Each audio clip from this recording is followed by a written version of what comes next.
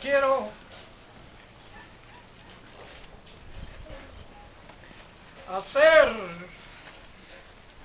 una despedida a una matrona de Juliaca, un gran machuelcha que dejó nuestra música, nuestra danza, nuestro folclore. Eso era la tía Vicentina.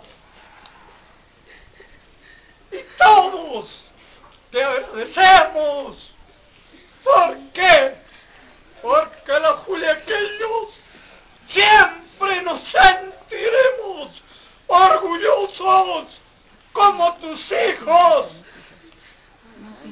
Hoy, tía, te vas, pero nos dejaste una enseñanza de trabajo, honestidad en esa calle Sandia, trabajando día a día, luchando para que sus hijos y sus nietos sean grandes.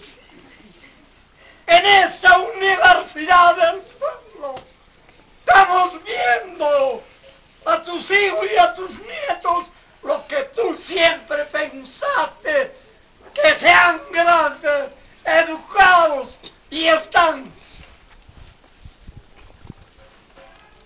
Tía, nos llevas la delantera.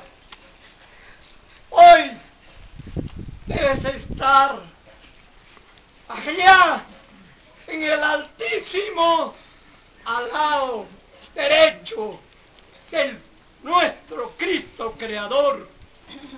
Desde allí, bendice a tus hijos, a tus hijas y también a tus nietos, que sigan tus huellas de trabajo, pujanza, como esta tierra juliaqueña.